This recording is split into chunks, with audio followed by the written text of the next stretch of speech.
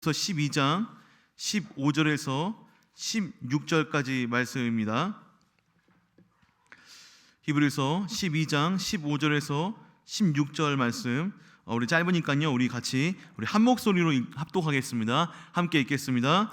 너희는 하나님의 은혜에 이르지 못하는 자가 없도록 하고 또 쓴뿌리가 나서 괴롭게 하여 많은 사람이 이로 말미암아 더럽게 되지 않게 하며 음행하는 자와 혹 한 그릇 음식을 위하여 장자의 명분을 판 에서와 같이 망령된 자가 없도록 살펴라. 아멘. 오늘 우리가 또 전인격으로 나아가는 정말 귀한 말씀의 자리입니다. 특별히 오늘은 감성에 대해서 오늘 담임선생님 말씀하실 텐데 여러분들 큰 은혜 받으시길 바랍니다. 강사 소개는 한 번 더 할까요, 목사님?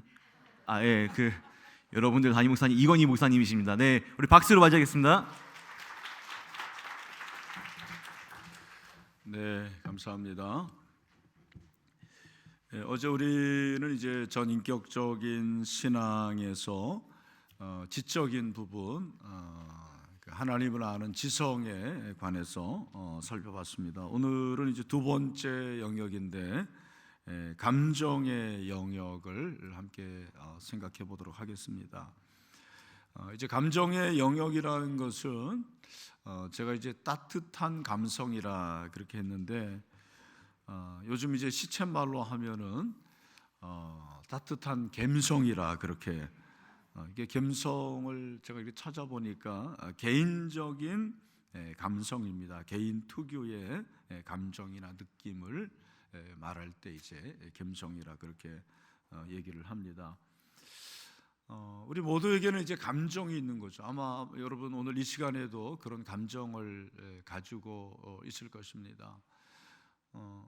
이게 고기 먹는 시간 전에 설교하는 게 되게 어려운데 여러분들 마음은 이미 거기에 가 있는지는 모르겠습니다만 이 감정은 감성이고요. 그거보다 조금 넓은 영역은 이제 정서라고 그렇게 얘기를 합니다. 그래서 정서는 감정을 포함한 그런 여러 가지 성향, 기질 뭐 이런 것을 가리켜서 정서라고 말할 수가 있습니다.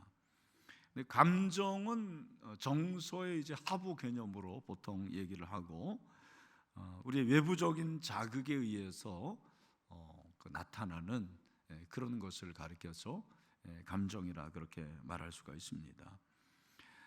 특별히 이제 요즘 이 시대는 감성의 시대인 것 같습니다. 설교도 이제 감성을 촉구하는 감성적인 설교가 많은 사람들의 동의를 얻는 거죠. 그리고 감성이 있는 사람이 많은 사람들의 어떻게 보면 인기도 끌고 뭐 그렇게 될 수 있다고 생각을 합니다. 지금 우리 사회에서 이제 MBTI라는 것이 있어가지고 이 MBTI로 사람을 분류하게 됩니다. 그래서 MBTI라는 것은 융의 심리 이론을 기반으로 둔 그런 성격 유형론이 바로 MBTI인데 아마 요즘에는 젊은 사람들이 뭐 사주 보는 대신에 MBTI를 검사하고 아주 좋은 거죠. 사주 같은 거 여러분 보면 안 됩니다. 그렇죠? 네. 그리고 초등학생들도 그렇게 MBTI로 성격을 나눈다라는 그런 얘기를 들었습니다. 그 중에서 특별히 이제 I하고 E하고 다르고 또 대조적인 것이 T와 F가 많이 다르다라는 걸 여러분 알 것입니다. 어느 날 제 아내가 저에게 그런 얘기를 해요. 여보, 만약에 우리 딸이 너무 심각한 얼굴로 와가지고는 엄마, 나 너무 슬프고 죽을 것 같아. 그래서 빵 사왔어. 그럴 때 뭐라 그러겠느냐고 그렇게 물어보더라고요. 그래서 내가 뭐라 그래야 되나 제가 생각을 하다가 빵 왜 사왔는데 그냥 그렇게 그 질문을 했어요. 그랬더니 막 웃는 거예요. 그러면서 당신은 티가 맞대요. 그래서 왜 그러냐니까 티는 주로 이제 티 엄마들은 그런 얘기를 들을 때 빵을 어디서 사왔는데 그런 질문을 하기도 하고, 또 어떤 엄마는 왜 빵을 사왔지 하면서 빵을 얼마나치 사왔는데 이렇게 질문하는 엄마도 있고, 또 뭐 믿지 않는 아빠겠습니다만 어떤 아빠는 힘들면 술을 사와야지 왜 빵을 사오냐 그렇게 질문하는 아빠도 있다라는 거, 물론 이제 믿지 않는 아빠겠지만. 근데 제가 우리 아들한테 물어봤거든요. 그랬더니 우리 아들은 저하고 달라요. 걔는 이제 F인데 아빠 그러면은 뭐가 힘이 드는데 그렇게 물어봐야 되는 거 아니에요? 그러는 거예요. 네, 뭐가 힘이 드는데, 왜 힘이 드는데. 그러니까 T는 어떤 사실, 그 사실에 초점을 맞추고 F는 마음, 그 사람의 마음을 생각을 하는 것입니다. 솔직히 지금까지 우리 이제 교회에서, 우리 전통교회에서 이 속사람의 변화와 성장을 위해서 필요한 것이 이제 바른 지식이라고 그랬잖아요. 그것이 하나님의 말씀이고, 그래서 우리 이제 성경 공부도 시키고 주지적인 그런 부분들을 많이 다뤘습니다. 그런데 감정은 하위에 속한다라는 그런 생각을 많이 하는 것 같습니다. 그래서 이 감정 그러면은 좀 부정적인 그런 생각을 하는 거죠. 왜냐하면 우리가 이제 감정하면은 죄책감으로 비롯한 걱정이라든지 또 두려움이라든지 슬픔이라든지 패배감이라든지 이런 것들을 많이 생각을 해요. 그래서 감정은 신앙과는 별로 관계가 없다, 이런 생각을 많이 할 수가 있는 것입니다. 그래서 신앙은 왠지 지적으로 하나님을 알아가고, 어제 제가 말씀드린 하나님에 관한 지식을 공부하고 또 제자 훈련 받고, 뿐만 아니라 의지적으로 내가 살아내는 이런 지적인 부분과 의지적인 부분들에 대해서는 많이 강조를 합니다만, 감성적인 부분들은 좀 약한 것이 사실이었습니다. 그런데 오늘 이 시대가 여러분이 아시는 대로 이 마음이 참 상한 사람들이 너무 많은 거예요. 그래서 힘들고 또 아픈 사람들, 이런 사람들이 많이 있기 때문에 이 인간 내면의 정서, 인간 내면의 감정을 타치하는 그런 상담학 또 심리학이 많이 발달했기 때문에 교회도 그런 영향을 받는 거예요. 그래서 교회 안에서도 상담을 하게 되고 또 심리학을 가지고 접근하는 이런 움직임이 있는 것입니다. 사실 교회에 나오는 성도들이 말을 안 해서 그렇지 각자 가지고 있는 마음의 상처가 얼마나 많은지 모릅니다. 그래서 마음의 상처로 인해서 슬픔이 있고 또 아픔이 있고 고독과 절망과 걱정과 두려움, 이런 것이 가득한데 바로 이러한 그 마음의 상처를 치유하는, 그게 바로 치료죠. 그리고 회복이죠. 그래서 올바른 감정을 우리가 가져야 되고, 또 우리의 감정이 치유가 되고, 또 이 감정을 통해서 하나님께서 만져주시는 그런 것들을 경험하는 것이 너무 중요한 것입니다. 존 칼빈 같은 사람은 이런 말을 했습니다. 복음을 받아들인다면 이것은 사람의 마음속 가장 깊은 감정에까지 침투해서 영혼 안에 자리를 잡아 그 사람 전체를 바꾸는 영향으로 나타나야 한다, 그렇게 말을 하고 있습니다. 그러니까 우리가 예수님을 믿고 복음을 받아들여서 변화가 없고 정서적으로 불안하다면 그건 뭔가 문제가 있다라는 것입니다. 성경적으로 균형을 이룬다라는 것은 지적인 부분뿐만 아니라 이 감정의 영역, 이 감성의 영역에서 감동을 받아서 오늘 이 제목처럼 따스한 그런 감성의 사람으로 변화되는 것이 균형 있는 신앙이다, 그렇게 생각을 할 수가 있는 거죠. 그래서 오늘 이 감성에 관해서 같이 한번 살펴보겠습니다. 몇 가지로 이제 나눌 텐데, 첫 번째는 신앙에서의 감정의 위치와 중요성에 대해서 말씀을 드리겠습니다. 우리가 먼저 생각할 것은 감정도 하나님의 형상의 일부분이다라는 것입니다. 여러분, 하나님에게 감정이 있을까요? 어떻게 하나님에게 감정이 있습니까? 저는 하나님에게도 감정이 있다고 생각을 합니다. 이게 이제 조직신학적으로 옳고 그른 거는 제가 잘 모르겠습니다만, 분명히 신앙에도 감정이 있다면 하나님께서 우리를 감정 있는 존재로 지으셨다면 하나님도 감정이 있는 거죠. 그걸 우리가 이제 알 수 있는 것이 어디냐면 창세기에 나타난 천지 창조를 보면 알 수가 있습니다.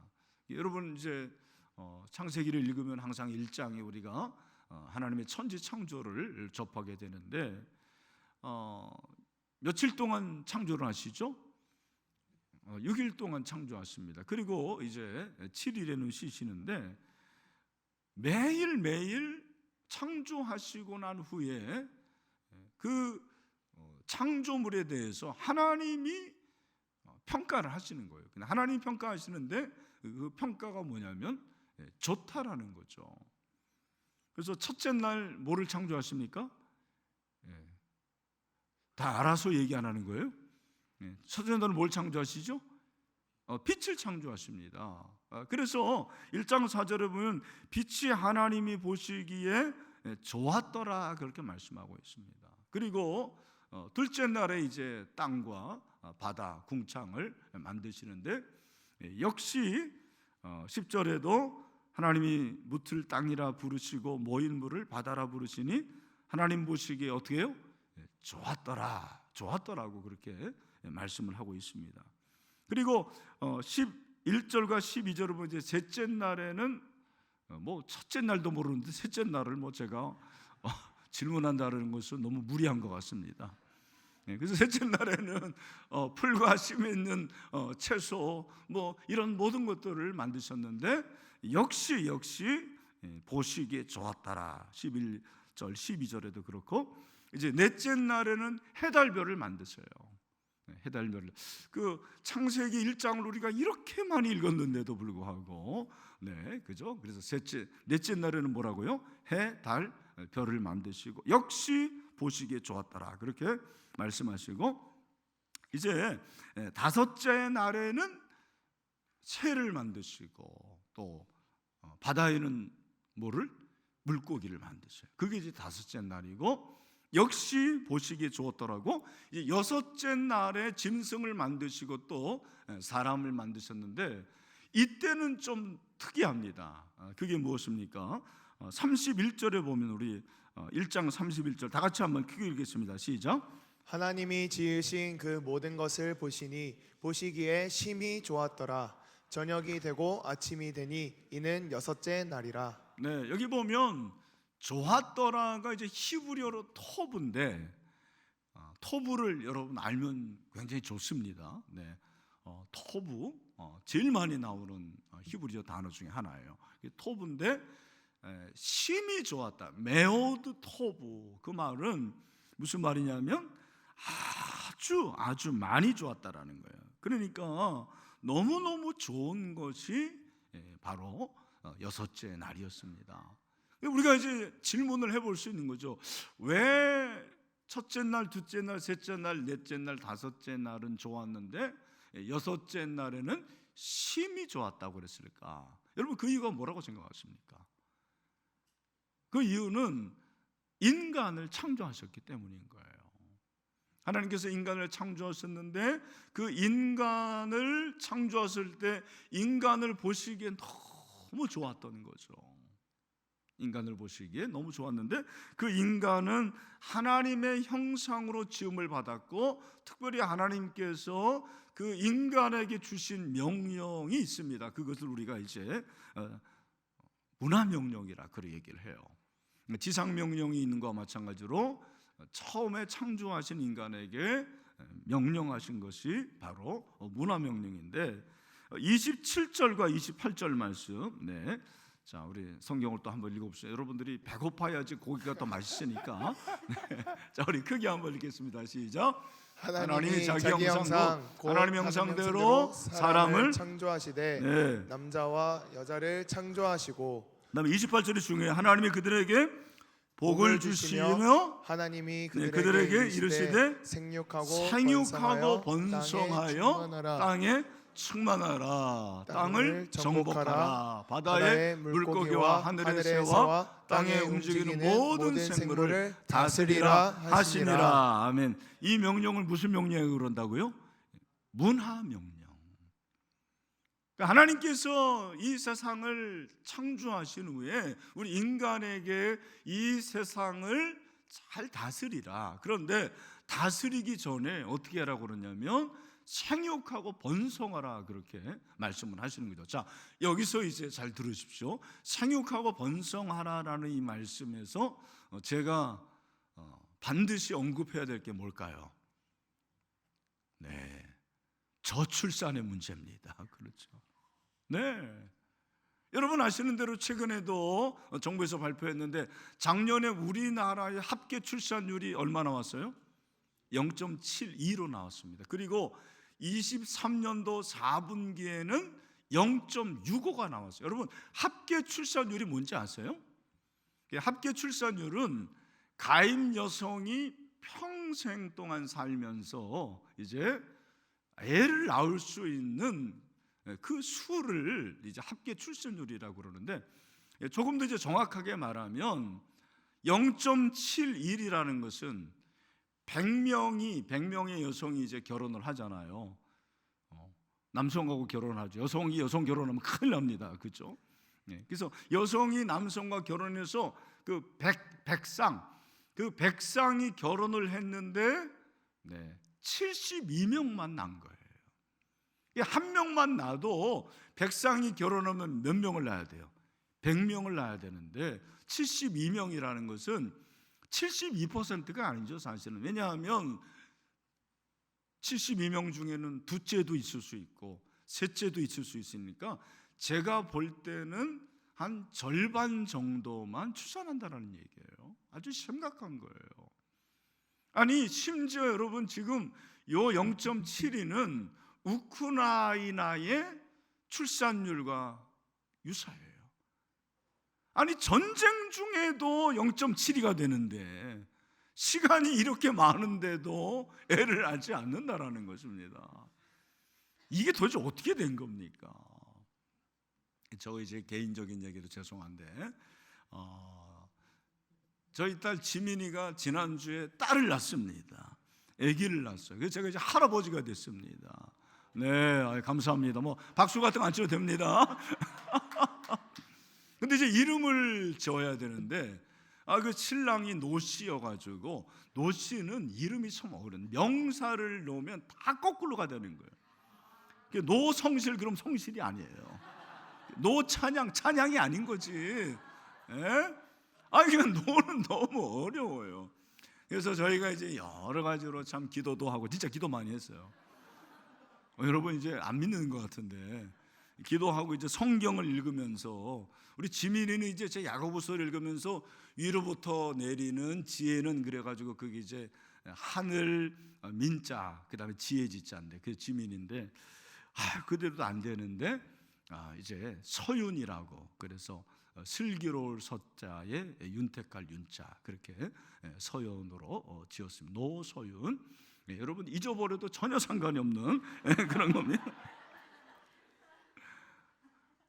제가 이제 여러분에게 말씀드린 건 뭐냐면 하나님이 인간을 창조하시고 그 인간이 생육하고 번성하는 걸 그렇게 원하시고 그게 좋았다는 거예요. 우리 여기 자매들이 있는데요. 여러분 꼭 출산하시길 바랍니다. 애를 낳아야 돼요.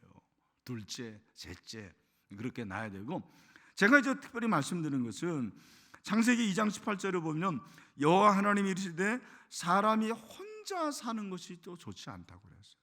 이 좋지 않다라는 이 로토부죠.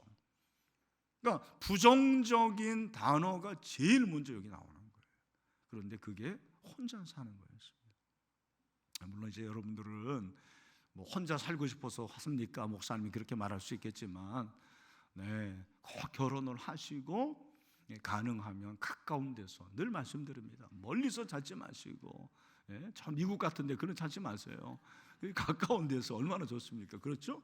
그래서 이제 혼자 사는 것보다도 함께. 근데 여기서 감정의 노출을 확인하는 거예요. 제가 늘 이제 고민을 했었거든요. 하나님에게도 감정이 있을까? 하나님이 지적인 하나님이시잖아요. 그리고 하나님이 실행하시고 하나님 역사하시는데 감정이 있을까라는 질문에 대해서 어느 정도 답을 주는 것이 저는 창세기 1장과 2장이라고 생각을 하거든요. 하나님이 보시기에 좋았더라, 그렇게 말씀하고 있습니다. 그래서 우리는 이 감정이 하나님의 형상이고 그 하나님의 형상대로 우리가 지음을 받았기 때문에 이 감정은 형상의 일부다. 그렇기 때문에 신앙의 감정이 중요하다라는 걸 말씀을 드리고 싶습니다. 그 다음에 이제 두 번째는 예수님의 사역과 말씀 중에 많은 부분이 감정과 연관이 돼 있더라고요. 그래서 제가 이제 몇 가지를 말씀드리고 싶은데, 예수님이 이제 명령하시잖아요. 그런데 그 명령이 감정과 연관이 된 거예요. 자, 여기 이제 나올 텐데 우리 다 같이 한번 크게 읽어보도록 하겠습니다. 먼저 자, 마태복음 14장 27절 말씀 시작. 예수께서 즉시 이르시되 안심하라 나니 두려워하지 말라. 뭐 하지 말라? 두려움이 감정인데 예수님께서 감정을 말씀하시면서 두려워하지 말라 그렇게 말씀하십니다. 또 용서하라 그렇게 말씀하시는 거예요. 우리 마가복음 11장 25절도 한번 읽읍시다. 시작. 서서 기도할 때에 아무에게나 혐의가 있거든 용서하라. 그리하여 하늘에 계신 너희 아버지께서도 너희 허물을 사하여 주시리라 하시니라. 아멘. 여러분, 용서도 굉장히 중요한 감정이에요. 그래서 용서한다라는 것은 제가 볼 때는 감정의 가장 마지막 치유가 용서인 것 같습니다. 그래서 용서는 어마어마한 화두가 있는 그러한 부분인데, 용서하라. 그 다음에 정말 중요한 감정의 부분이 사랑하라잖아요. 우리 요한복음 13장 34절 말씀 또 읽읍시다. 시작. 새 계명을 너희에게 주노니 서로 사랑하라. 내가 너희를 사랑한 같이 너희도 서로 사랑하라. 아멘. 그러니까 감정의 진짜 고울이 뭐냐면 사랑이에요. 사랑하면 용서할 수 있는 거예요. 용서하면 그게 사랑인 거죠. 그리고 우리가 잘 아는 마태복음 5장 12절 말씀 또 뭐라고 그랬습니까? 다 같이 시작. 기뻐하고 즐거워하라. 아멘. 그러니까 이런 것을 통해서 예수님도 감정에 관한 명령을 하셨다는, 기도하라, 그리고 깨어라, 또 전도하라, 이런 말씀과 동시에 우리 하나님께서 우리에게 주신 명령, 또 예수님께서 말씀하신 것이 바로 이 감정에 관한 메시지라는 것입니다. 우리가 내 감정도 중요하고 내 옆에 있는 사람의 감정도 굉장히 중요하다라는 것을 저는 이 말씀을 통해서 깨닫는 것 같아요. 내 감정도 중요하지만 내 감정뿐만 아니라 내 옆에 있는 형제 자매의 감정도 너무 중요하기 때문에 그런 부분들을 우리가 생각을 해야 된다는 것입니다. 그래서 조나단 에드워드라는 사람이 감정의 부분에서 많은 얘기를 했습니다. 사실 조나단 에드워드는 장로교에 아주 큰 획을 그은 사람인데, 이분이 얘기하기를 한번 들어보세요. 참된 신앙은 영혼의 두 가지 기능에 의해 나타난다. 사물들을 분별하여 살피고 판단하는 지성과 살피고 생각하는 것들에 관해 어떤 식으로 마음이 기울어지게 하는 성향이다. 이 성향에 의해 지배받는 작용은 의지라고 하고, 성향에 기울어지는 마음을 감정이라고 한다. 자, 여러분 좀 이해할 것은, 우리가 이제 일반적으로 지정의를 나누는 것은 전통적인 나눔이에요. 이것은 플라톤이나 어거스틴이 이렇게 세 분으로 나눴는데, 조나단 에드워드 같은 경우는 두 부분으로 나누는 것 같아요. 그게 뭐냐면 지성과, 요걸 이제 정의라고, 그렇게 정의라고 할 때는 것은 그 정서정예, 그리고 뜻의자예요. 영어로 이 affection인데, 그러니까 감정과 의지를 같이 묶어서 하나로 봤어요. 이해가 되시는지 모르겠는데, 그러니까 우리는 지정의로 사람을 나누는데, 조나단 에드워드는 지성의 부분과 정의, 어펙션, 이 어펙션이라는 것은 바로 이 감정과 의지를 함께 한 건데, 이렇게 해서 감정의 부분들을 굉장히 중요시 여겼다라는 것이 저는 굉장히 특이했어요.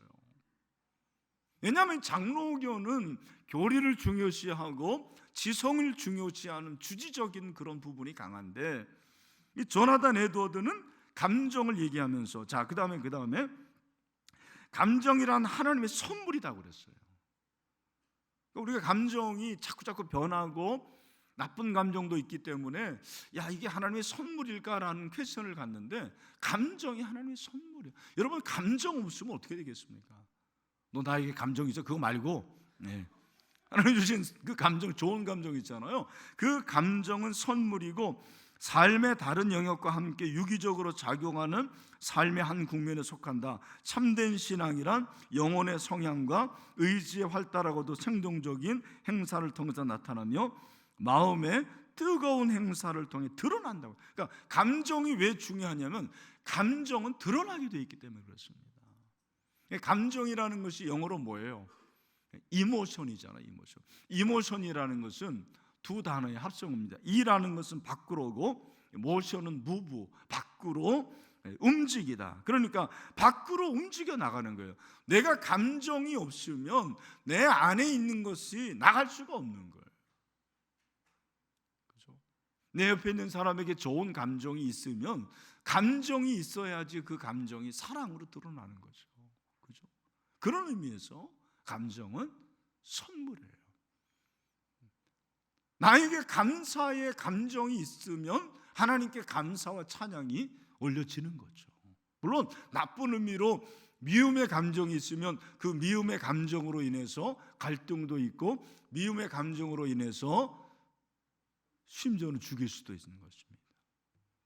감정이라는 것은 굉장히 중성적인 거예요. 그런 의미. 여러분들이 어떻게 다루냐에 따라서 이 감정이 좋은 결과를 낳기도 하고 부정적인 나쁜 결과를 낳기도 합니다. 그런 면에서 우리가 감정을 잘 다스려야 되는 거죠.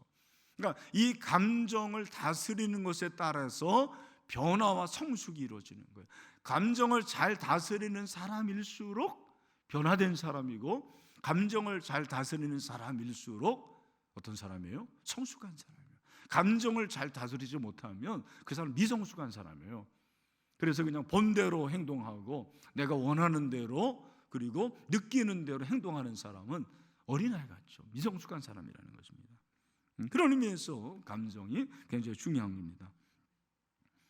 그래서 이 감정이라는 것은 하나님의 형상이고 예수님께서 명령하신 부분 다루신 거고, 두 번째는 왜 신앙에서 감정이 중요할까? 왜 감성이 중요할까?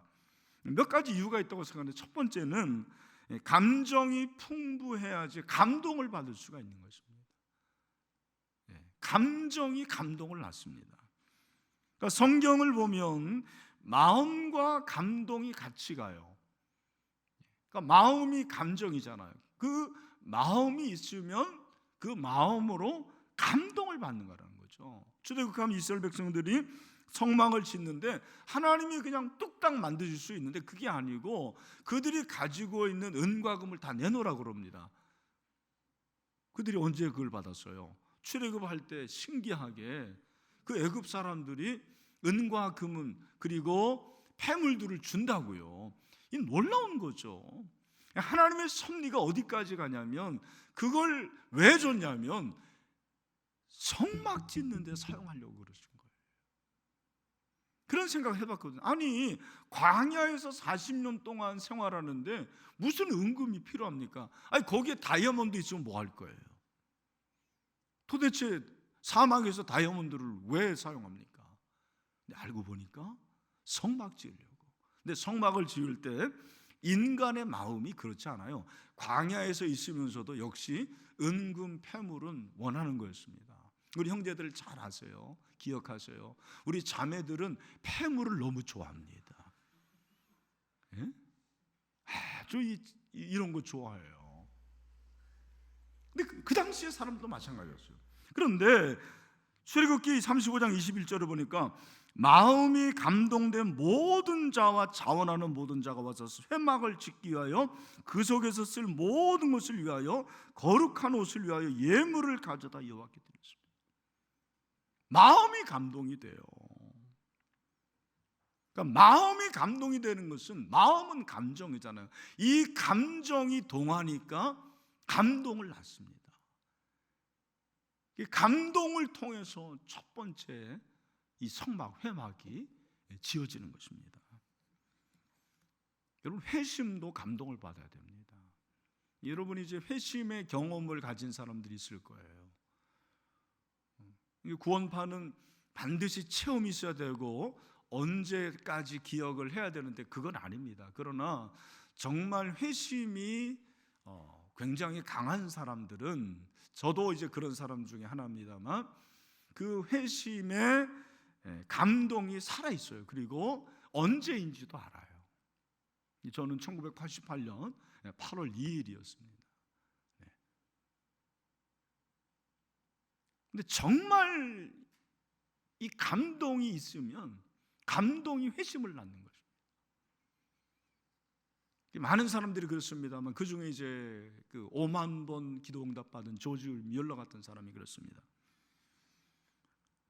여러분이 조지 뮬러가 할레 대학에 신학도 입학을 해가지고, 사실 그가 신학교에 입학을 했음에도 불구하고 입학 이후까지 매우 부도덕했다고 역사는 말하고 있습니다. 그러니까 신학생에도 불구하고 부도덕한 거예요. 그런데 20살 되었을 때 어느 날 저녁에 친구를 따라 어떤 기도 모임에 갔는데 그 기도 모임에서 깊은 감동을 받는 거예요. 깊은 감동을 받아서 예수님을 만나게 되는 거죠. 그래서 선교사로 지원을 해요, 조지 뮬러가. 원래 조지 뮬러가 독일 사람이더라고요. 저는 영국 사람인 줄 알았는데 그 조지 뮬러가 그래서 선교사로 지원을 하고 영국 브리스톨에 가서 그 브리스톨에서 고아원을 운영하는 거죠. 그가 고아원을 운영할 때 그 누구에게도 도움을 받지 않아요. 그리고 힘들 때마다 기도하는 거예요. 그러니까 회심을 통해서 감동을 받고 그 감동이 살아있으니까 그 감동은 기도를 낳아요. 제가 나중에 말씀드리겠지만 지성이 말씀을 낳는다면 저는 감성은 기도를 낳는다고 생각을 해요. 감동을 받고 감정이 있으면 기도를 할 수밖에 없는 거예요. 하나님께서 그런 은혜를 주시는 거죠. 저는 감동이 굉장히 중요하다고 생각하는 사람이에요. 그래서 설교에서도 반드시 감동의 포인트가 있어야 돼요. 여러분 이제 강의를 할 기회가 있을 텐데 강의를 할 때도 정보만 제공하면 그건 누구나 할 수 있는 거예요. 그런데 강의에서 중요한 것은 감동이에요. 감동을 줘야 됩니다. 근데 제가 경험으로는 감동을 받는 것도 습관이에요. 감동을 받는 것도 은사입니다. 절대로 감동을 받지 않는 사람들은 안 받아요. 별의별 얘기를 해도. 예수님 당시에 바리새인과 서기관들은 예수님이 별의별 말씀을 해도 그들은 감동을 받지 않아요. 영적인 감정이 없었기 때문에 그렇습니다. 여러분, 청춘이 왜 아름답습니까? 청춘이 아름다운 것은 감동이 있기 때문 아닙니까? 그죠? 저는 여러분들이 하나님으로부터 내려오는 그 감동을 받아서, 오늘 여러분 가운데 아직도 예수님을 믿지 않는 사람이 있다면 예수님을 믿고 영접하는 그런 회심의 역사가 있게 되기를 축원합니다. 정말 눈물 한 방울 흘리지 않는 사람들, 그 한 사람 한 사람이 말씀을 통해서 감동을 받고 감동을 받아서 기도할 때 하나님의 놀라운 역사를, 기적을 체험할 수 있는 그런 은혜가 있게 되기를 주님의 이름으로 축원합니다. 그래서 이 감정은 감동을 낳기 때문에 중요한 거예요. 그리고 또 왜 중요하냐면 감정이 건강해야지 말씀을 실천할 수 있기 때문입니다. 제가 이제 이 감정이라는 이 단어를 볼 때 성경에 이제 감정이라는 단어가 몇 번 있습니다만 성경은 감정이라는 단어 대신에 다른 단어를 많이 사용해요. 이제 어떤 단어냐면 마음이라는 단어인데, 이 마음이라는 단어가 성경에 858번 등장하는데 그 중에 정신이 204회로 그렇게 나오고 의지가 195회고 감정이 166회로 이렇게 되어 있습니다. 근데 이 마음이라는 것이 참 중요한데, 감정은 마음이에요. 성경이 말하는 감정은 마음이라고요. 마음은 우리 감정의 좌소예요. 마음이 상했다라는 거, 감정이 상했다라는 거. 마음이 기쁘다, 감정이 기쁘다라는 거잖아요. 그죠? 마음이 슬프다, 감정이 슬프다라는 거예요. 근데 여러분이 아시는 대로 성경에 가장 중요한 건 뭐냐? 성경이 1189장입니다. 그리고 몇 절이냐면 54,240절, 이런 거 몰라도 돼요. 네. 그런데 성경이 이 66권 1189장이 얘기하는 주제가 뭘까요? 그게 뭐겠습니까? 두 가지로 말씀할 수 있습니다. 뭐죠?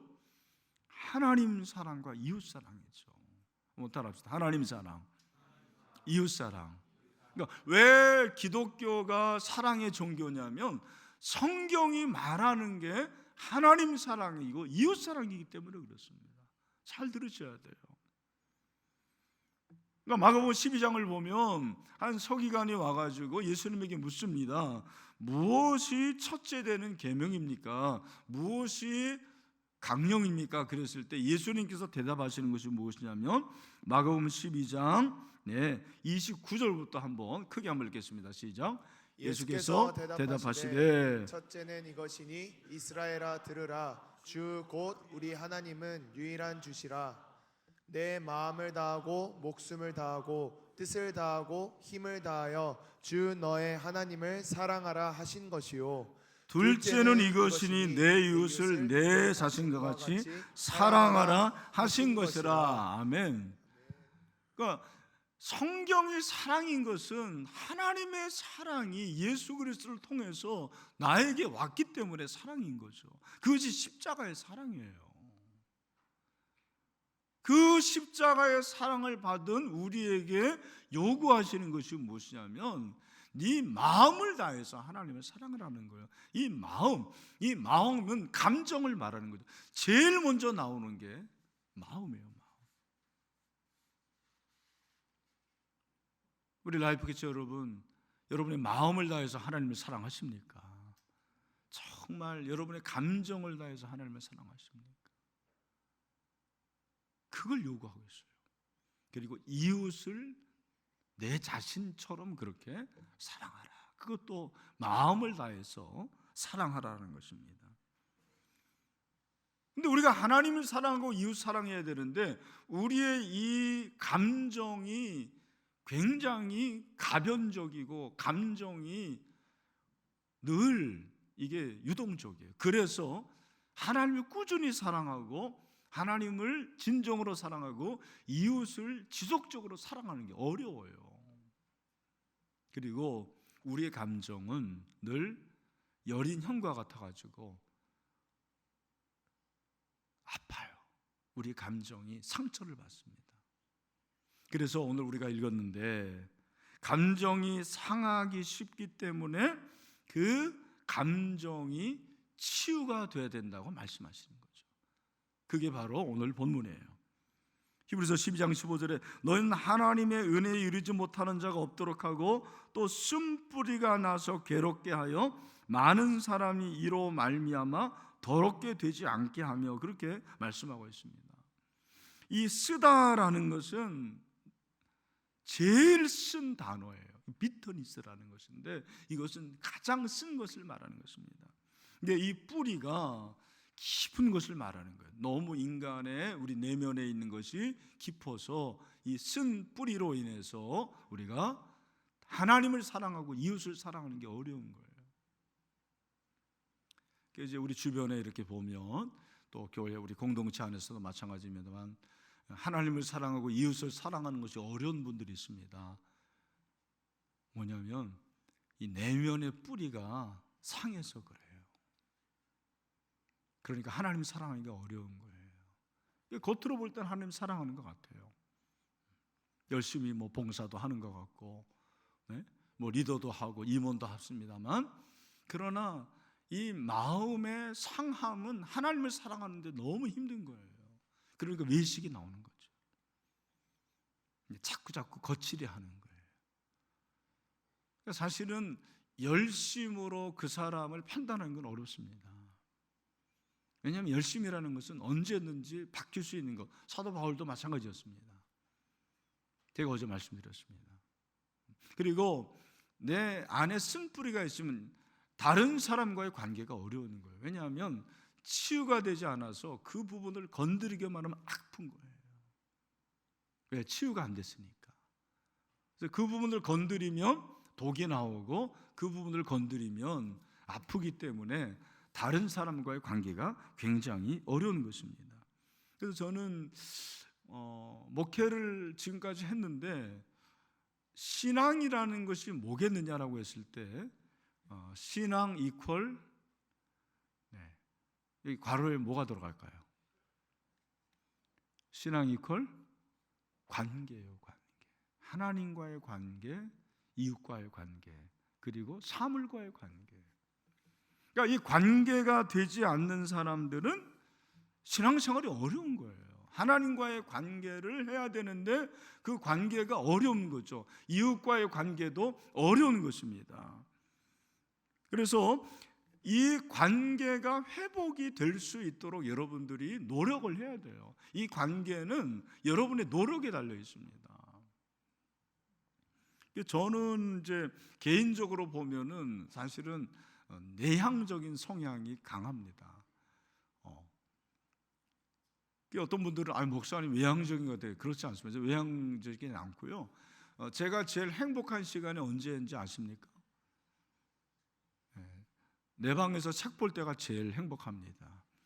그래서 어떤 청년들은 목사님 도대체 목사님 방에서 뭐 하십니까? 그렇게 물어본다 그러는데 나는 내 방에서 책 보고 성경 읽고 주로 이제 설교 준비하죠. 그때가 제일 행복해요. 그런데 내성적인지 몰라서 그러는데 저는 다른 사람과의 관계가 틀어지면 제일 어려운 사람이에요.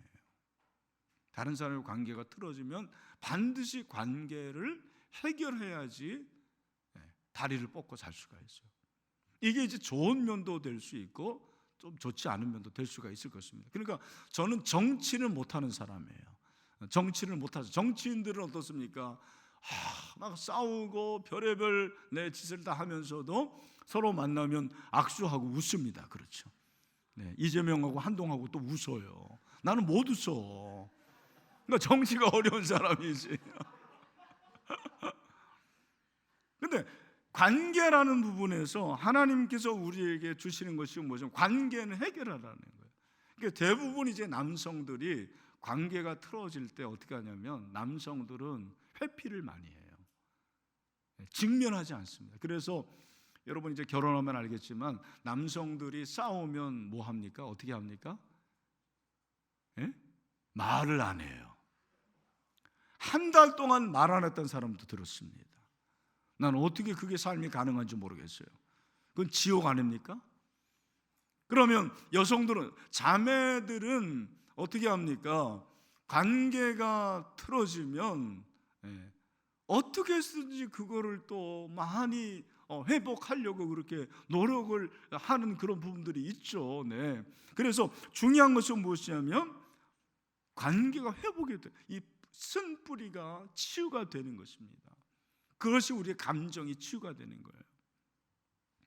우리 신앙은요, 이 관계가 틀어지기 시작하면 신앙생활이 어려운 거예요. 무디 목사님이 어떤 교회에서 부흥회를 이렇게 인도를 했는데 한 분이 와서 목사님에게 이제 질문을 했습니다. 목사님, 제 아들을 위해서 금식하고 기도를 했는데 하나님 앞에 매달렸는데 왜 아들의 마음이 움직이지 않습니까? 그렇게 질문을 했는데 무디 목사님이, 혹시 집사님 누구하고 잘못된 관계, 원수된 관계에 있지 않습니까? 그렇게 질문을 했대요. 그랬더니 이 집사님이 갑자기 얼굴이 생각이 나는 거예요. 맞습니다, 목사님. 그래서 바로 가서 그분과 관계를 회복을 했다고 합니다. 그랬더니 세상에 마지막 날, 부흥의 날에 그 아들이 돌아와서 예수님을 영접하고 회심했다라는 그런 기록이 있더라고요. 그래서 우리는 감정을, 나의 어떠한 욕구를 성취하고 그것을 피력하는 그런 방법으로, 도구로 삼으면 안 돼요. 오히려 하나님의 뜻, 말씀을 실천하기 위한 그런 방도로 우리의 감정을 사용한다라는 것을 우리에게 말씀을 하시는 것입니다. 그럼 마지막으로 어떻게 건강한 감정을 가질 수 있을까? 저는 이거는 이제 일반적인 방법과 또 영적인 그런 방법이 있다고 생각을 하는데, 감정을 개발하고 다스려야 됩니다. 그러니까 감정은 개발을 해야 돼요. 나는 감정이 좀 메마르다, 이런 사람들은 감정을 풍성하게 할 수 있도록 여러분들이 자꾸 개발을 해야 돼요. 그래서 뭐 독서를 한다든지, 또 음악회에 간다든지, 미술을 여러분들이 또 접한다든지, 뭐 취미, 그 다음에 자연, 이런 것들을 통해 가지고 감정을 개발할 수가 있어요. 그런데 감정 개발만큼 중요한 것이, 저는 감정을 다스리는 것이라고 생각을 합니다. 오늘날 우리 시대는 감정을 다스리지를 못해요. 절제하지 못합니다. 그래서 감정을 폭발하고, 그리고 감정을 어떻게 해서든지 그렇게 터뜨리는, 이것이 우리 시대의 아이콘이 되지 않았습니까? 건강한 신앙이라는 것은 감정을 개발하는 것도 중요하지만 어떻게 감정을 잘 다스릴 수 있어야 돼요. 감정을 다스리지 못할 때 나타나는 가장 큰 현상 중에 하나가 뭘까요? 그것이 바로 분노라는 것입니다. 우리 이제 한국인 최초의 그 우주인, 아마 아실 텐데 이소연 씨 아닙니까? 그런데 이 이소연 씨보다 더 먼저 우주인이 된 성공적인 임무를 수행한 미국인 여성 리사 노아게라는 그런 사람이 있더라고요. 근데 이분은 엘리트였습니다. 고등학교 때 대표로 졸업 연설을 했고, 미국 공군사관학교에서 우주공학으로 석사학위를 받았어요. 그리고 이제 우주인이 된 거예요. 그런데 어느 날 2007년도인데 2월에 살해 기도 혐의로 경찰에 체포가 돼가지고 세상을 놀라게 했습니다. 사연이 뭐냐면, 이 리사가 자기 애인을 빼앗으려는 한 여인에 대한 분노를 이기지 못해가지고 자동차를 몰고 1400km를 달렸습니다. 미국이 워낙 넓잖아요. 그 1400km를 달려가지고 자기 애인을 뺏으려는 그 여자를 죽이려고 한 거죠. 근데 그 자동차에 칼, 심지어는 장갑총이 있었다고 그러더라고요. 그래서 그걸로 죽이려고 해서 이 여인이 체포가 되었습니다. 한순간의 분노가 사람을 망가뜨리는 것입니다. 그래서 구약의 이 분노라는 단어가 히브리어로 뭐냐면은 아프예요, 아프. 이 아프라는 것은 뭐냐면 어떤 의미냐면 콧구멍이에요. 그래서 분노하면 콧구멍이 어떻게 됩니까? 커지잖아요. 마찬가지로 이 분노라는 것은 우리를 그렇게 만드는데, 이 분노할 때 나타나는 이 살인적인 공기를 모아가지고 동물에게 죽이면은요, 그 동물이 죽는다. 생쥐에게 주면 죽는다라는 것입니다. 그만큼 분노가 무서운 것입니다. 오늘날 여러분 분노하는 사람들 얼마나 많습니까? 우리 감정을 잘 다스릴 수 있어야 돼요. 분노하지 말라라는 것입니다. 감정이 욕구와 합하면 엄청난 에너지가 발생이 됩니다. 그래서 폭발하는 거예요. 이 정적인 부분도 마찬가지입니다. 지금 계속해서 사단이 우리에게 시험하는 것이 무엇이냐면 이 성적인 부분들을, 이 감정을 다스리지 못하게 하잖아요. 그래서 얼마나 많은 사람들이 여기에 넘어지는지 모릅니다. 그래서 성적인 순결을 우리가 지켜야 되는 거죠. 우리 특별히 남성들 보는 것을 조심해야 되고, 우리 자매들도 마찬가지입니다. 우리의 감정을 잘 다스리는 그런 믿음의 사람이 될 수 있게 되기를 주님의 이름으로 축원합니다. 또 한 가지는 이제 마지막으로 우리가 감정을 부분에서 중요한 것이 무엇이냐면, 건강한 감정을 얻으려면 성령의 통치를 받아야 되는 거예요. 서양의 신학자들은 성령에게 어떤 감정적인 요소가 있다는 사실을 잘 인정하려 하지 않았습니다. 제가 말씀을 드렸잖아요. 그런데 누가복음 24장 32절 같은 데 보면, 그들이 서로 말하되 길에서 우리에게 말씀하시고 우리에게 성경을 풀어줄 때 우리 속에서 마음이 뜨겁지 아니하더냐 하고 그렇게 말씀을 하고 있습니다. 그러니까 신자의 마음속에 하나님의 영이 임할 때, 마음이 뜨거워진다라는 거죠. 그러니까 성령과 감정이 어떠한 관계가 있을까라고 했을 때, 성경도 성령이 우리의 마음을 터치하면 우리의 감정이 뜨거워질 수 있다라는 것입니다. 그러니까 이 부분에서 우리가 중요한 것은 무엇이냐면, 우리의 감정이 부정적으로 그렇게 영향을 미칠 수도 있어요. 그러니까 이런 부정적인 것은 무엇이냐면 맹목적인 그런 감정이죠. 또 치우친 극단적인 감정입니다.